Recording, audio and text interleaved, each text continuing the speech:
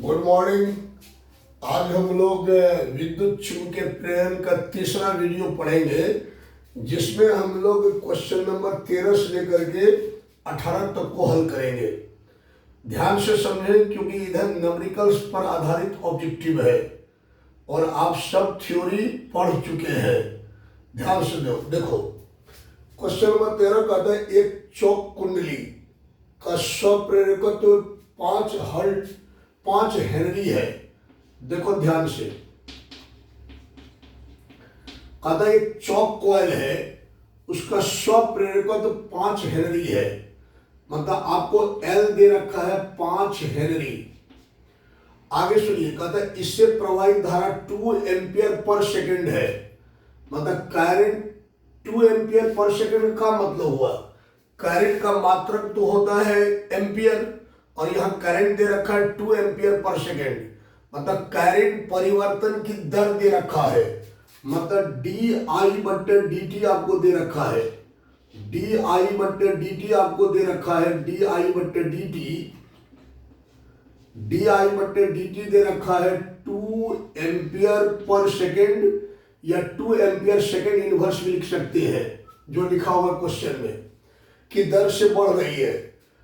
मतलब एक चौक कुंडली के स्वप्रेरकत्व 5 हेनरी है, जिससे इससे प्रवाहित धारा 2 एम्पियर पर सेकेंड की दर से बढ़ रही है। मतलब डी आई बटे डी टी से बढ़ रही है। तो कहता है कुंडली में प्रेरित विद्युत वाहक बल होगा। कुंडली में प्रेरित विद्युत वाहक बल निकालना आपको।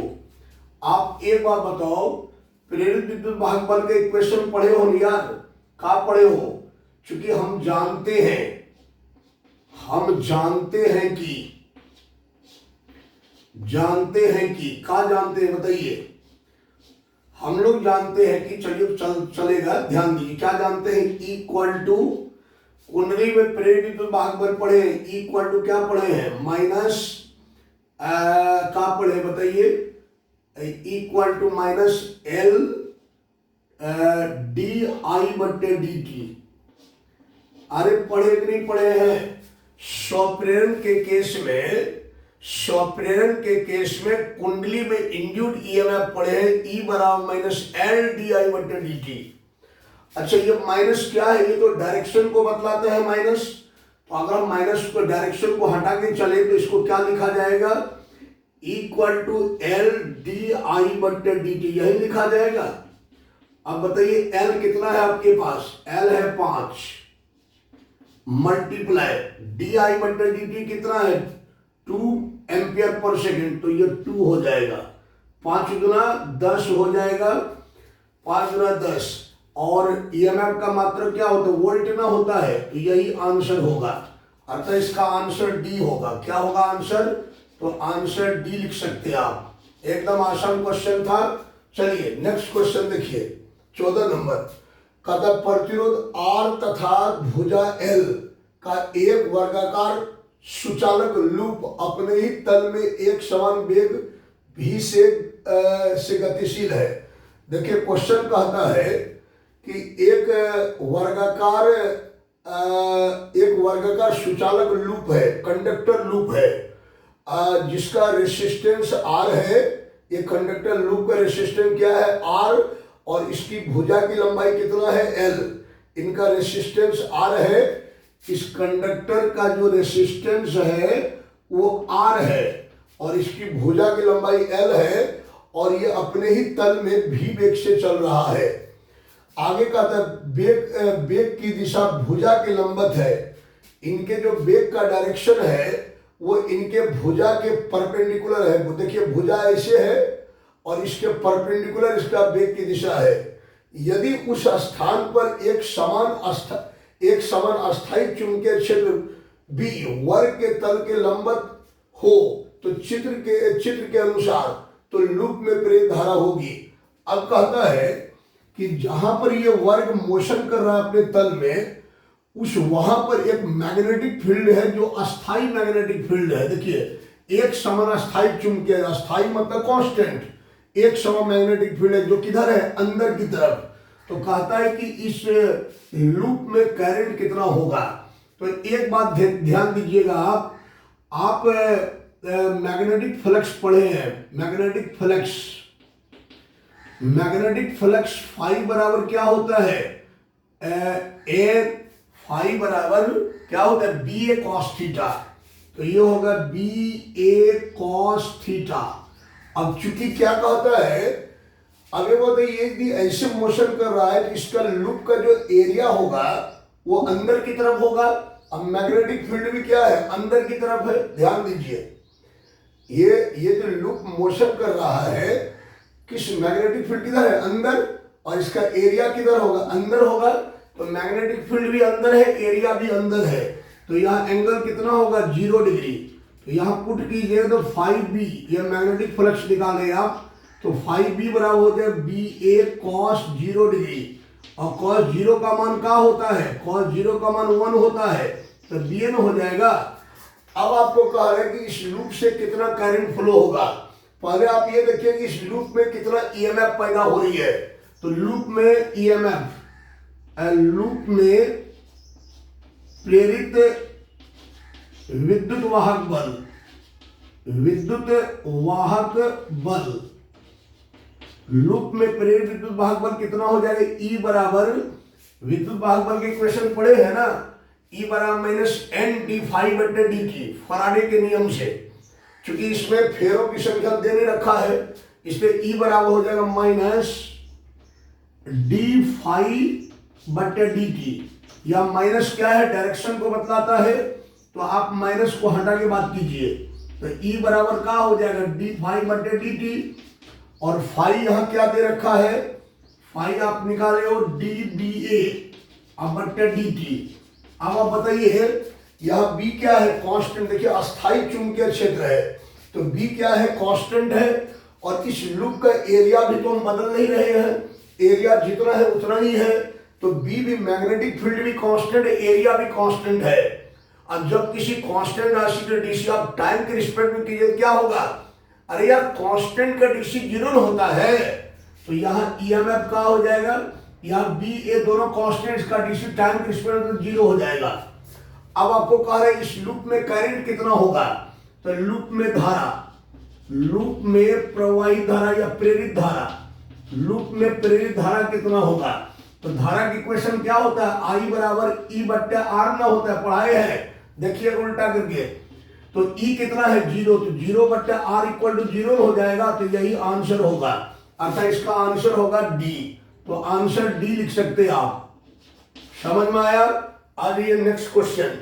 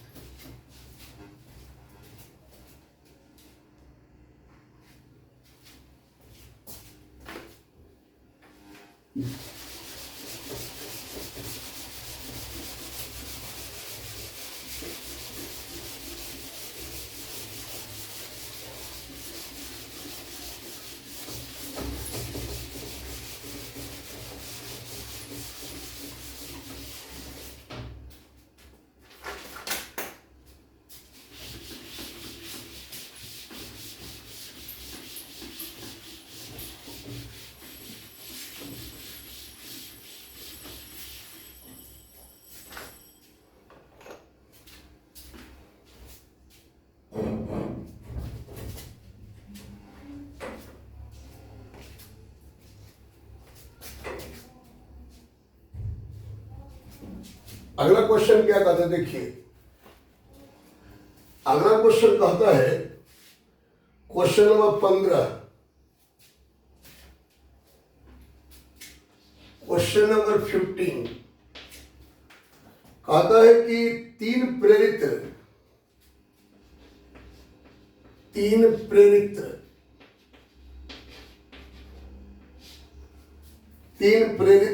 जिनके समान प्रेरकत्व, जिनके समान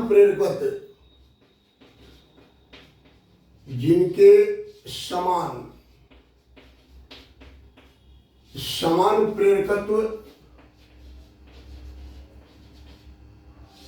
जिनके समान प्रेरकत्व 3H है, मतलब 3 हेनरी है।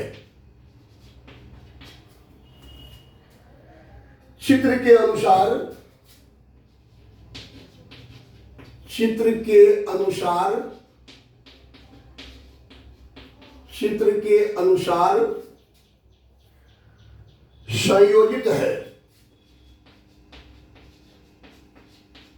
संयोजित है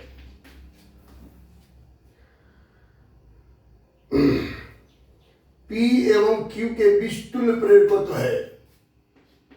P एवं Q के बीच तुल्य प्रेरकत्व है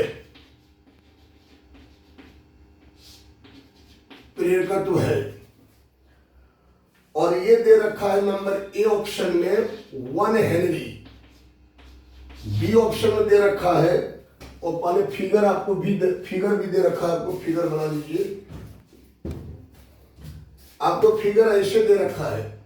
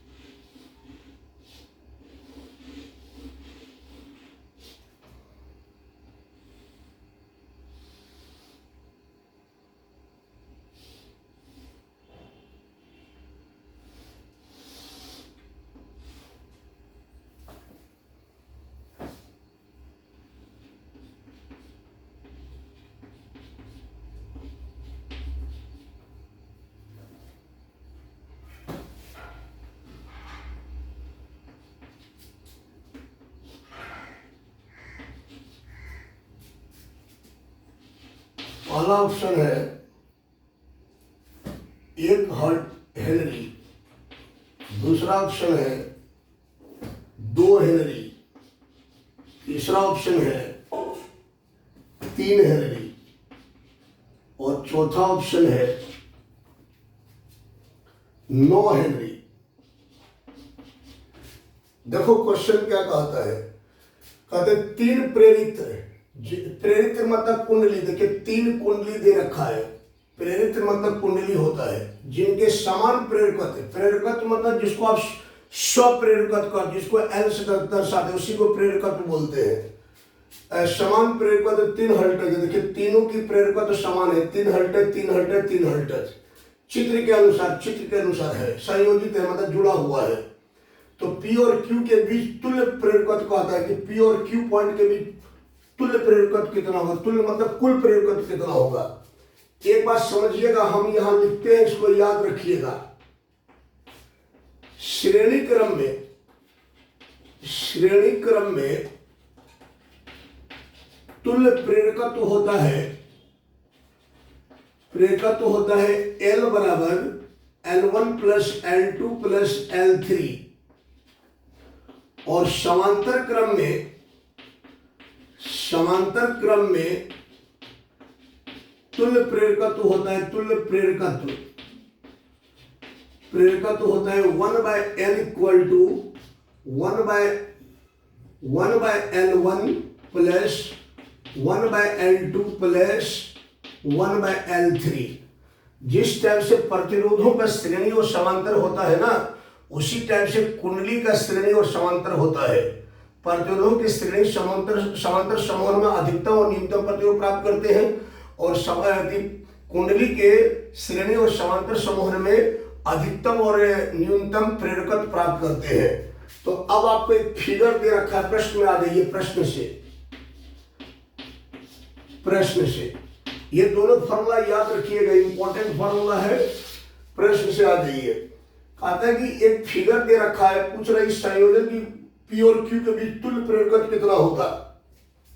तो एक बात देखिए, इसको A पॉइंट मान लीजिए, इसको B पॉइंट मान लीजिए, और आप यहां पर पॉइंट P लिखिए और यहां Q लिखिए, ठीक है।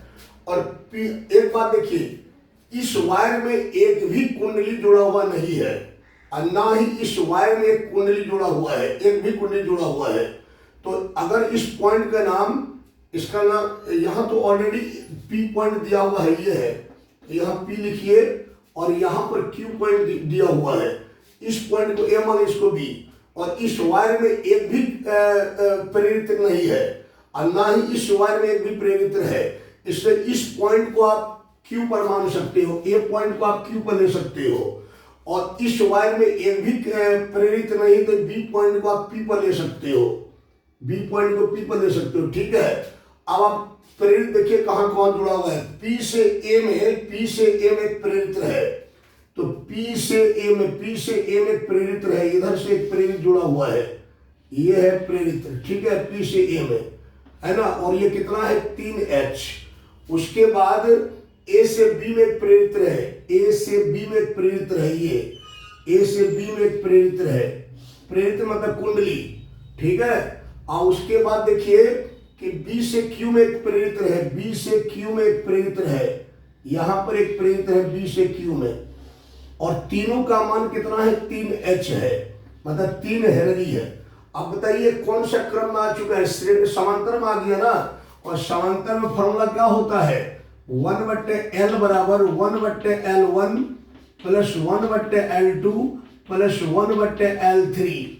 तो देखिए, तो इसको आप L1 मानिए, इसको आप L2 मानिए, इसको आप L3 मानिए, तो ये हो जाएगा 1/L बराबर 1/3 प्लस 1/3 प्लस 1/3। तो 1/L इक्वल टू 3/3 हो जाएगा, कट गया, बराबर 1 हेनरी। अब बताइए 1/L बराबर 1 हेनरी, तो L बराबर कितना आएगा, 1 हेनरी ना आएगा, तो आंसर ये हो जाएगा। अच्छा, इसका आंसर जो होगा वो 1 नंबर होगा, तो आंसर आप ए लिख सकते हैं। समझ में आ गया। आगे नेक्स्ट क्वेश्चन।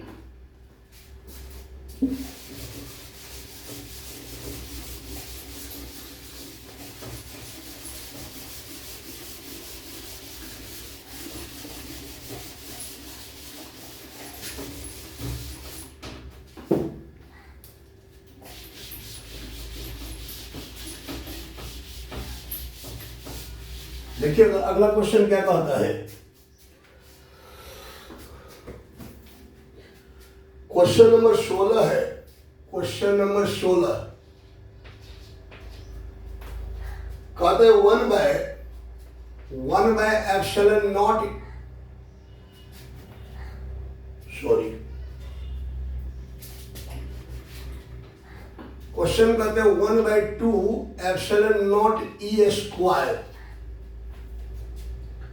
के विमीय सूत्र के समतुल्य विमा की राशि है, के विमीय सूत्र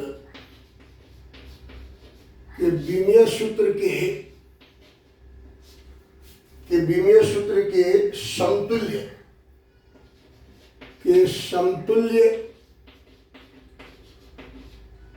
समतुल्य बीमा की राशि है, बीमा की राशि है। पहला ऑप्शन है यहां B square by 2 mu naught.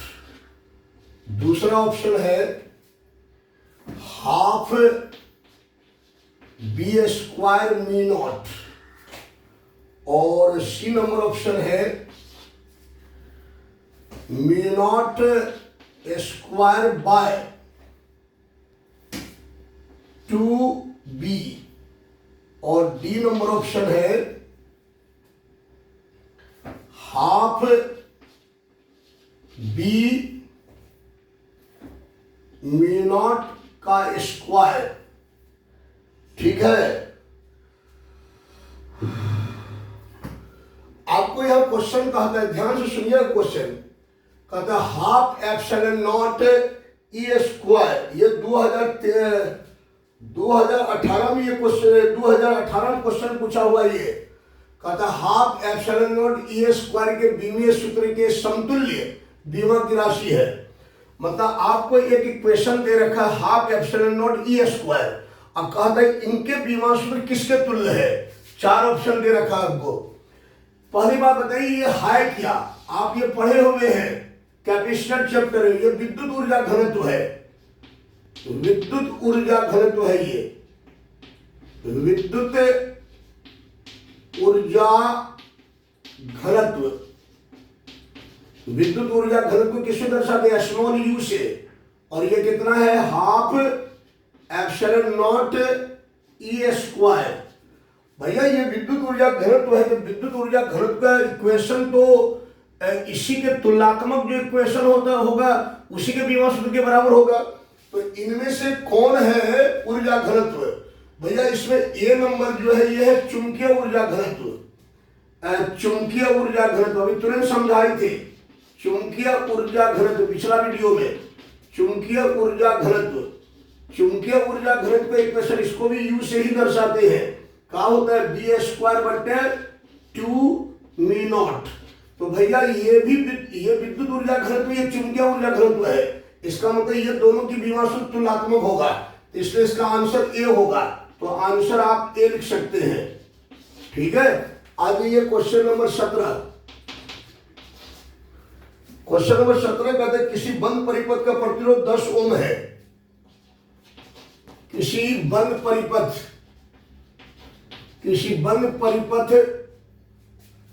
का प्रतिरोध 10 ओम है, 10 ओम है। इस परिपथ से टी समय में, इस परिपथ से टी समय में, समय यहां सेकंड में दे रखा है। टी समय में चुंबकीय फ्लक्स, टी समय में चुंबकीय फ्लक्स 6t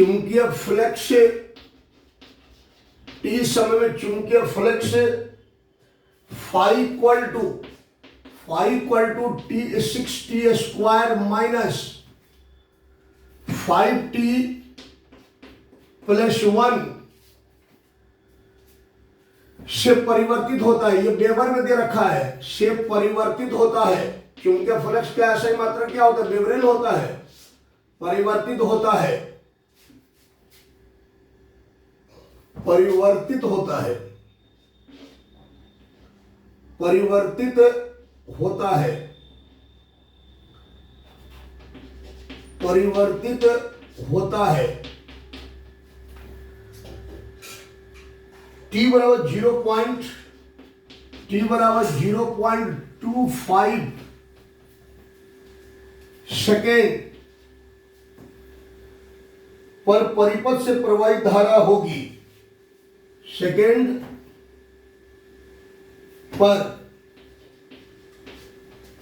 परिपथ से प्रवाहित धारा होगी,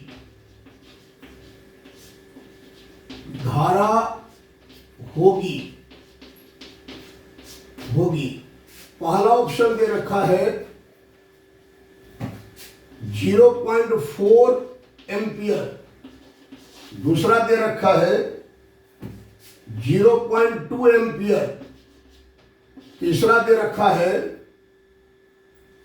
2.0 एम्पियर और चौथा दे रखा है 4.0 एम्पियर। ये क्वेश्चन भी 2018 में पूछा। देखो क्या कहता है क्वेश्चन, कहता है किसी परिपथ का प्रतिरोध 10 ओम है, सही है। इस परिपथ से t समय में चुंबकीय फ्लक्स फाई बराबर 6t² - 5t + 1 से परिवर्तित होता है। तो t बराबर 0.25 सेकेंड पर परिपथ से प्रवाहित धारा होगी। ठीक है।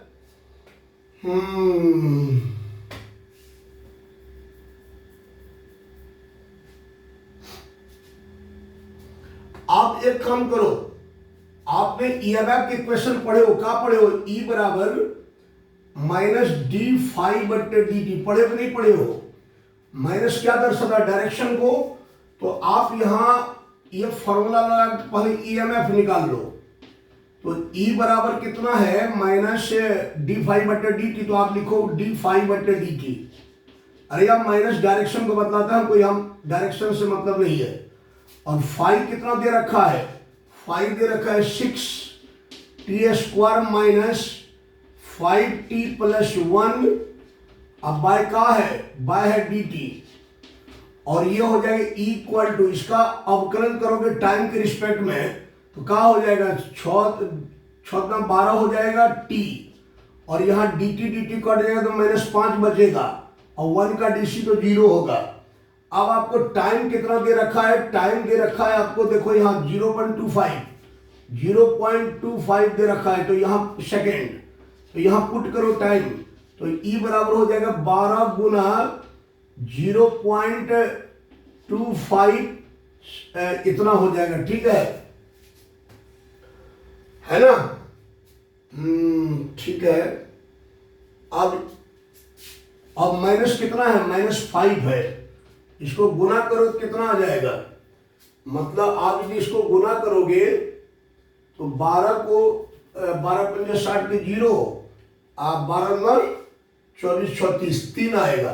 तो यहाँ माइनस आप ले लीजिए क्योंकि आंसर यहाँ प्लस में दे रखा है, तो आप यहाँ माइनस ले लीजिए। तो यह आएगा माइनस, ध्यान देना थोड़ा सा, माइनस। ठीक है, नहीं ठीक है, आपको आंसर प्लस में दे रखा है। तो यहां पर क्या हो जाएगा बताइए, 12 गुना 0.25 करेंगे तो यह आएगा 3 - 5, 3 - 5 आएगा। ठीक है।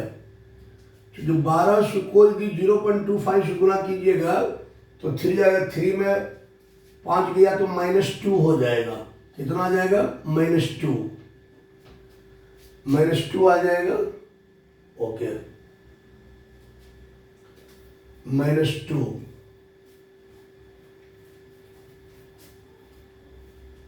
ये आएगा, ईएमएफ आएगा -2। आपको करंट निकालना है ना। करंट बराबर क्या होता है, ईएमएफ बाय रेजिस्टेंस। रेजिस्टेंस दे रखा है 10 ओम। कितना दे रखा है, 10 ओम। तो यहां पर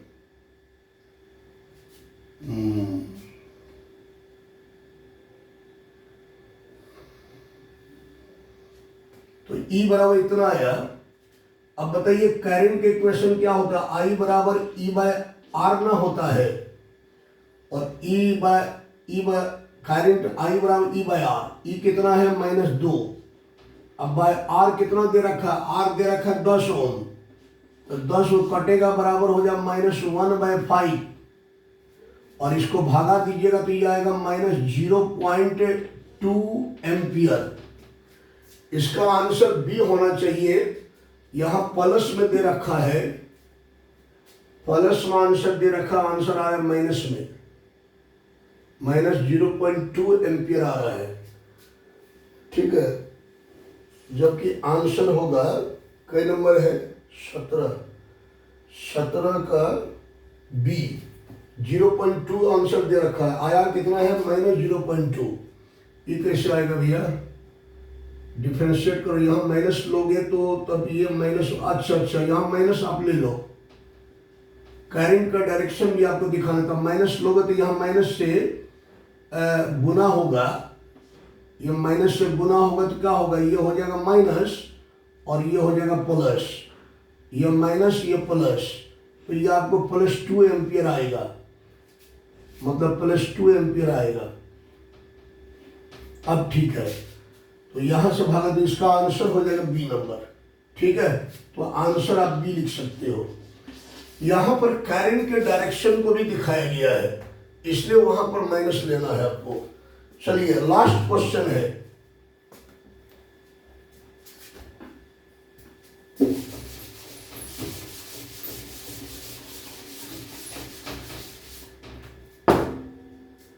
लास्ट क्वेश्चन है क्वेश्चन नंबर 18। कहते हैं कि अन्योन्य प्रेरकत्व का बीमीय सूत्र होता है। अन्योन्य प्रेरकत्व, अन्योन्य प्रेरकत्व का बीमीय सूत्र होता है। बीमीय सूत्र पढ़ाए हुए हैं थ्योरी में, बीमीय सूत्र होता है, सूत्र होता है। पहला ऑप्शन है ml² t के पावर -2 a के पावर -2। बी नंबर ऑप्शन है ml के पावर -2 t के पावर 2 a के पावर 2। सी नंबर ऑप्शन है ml²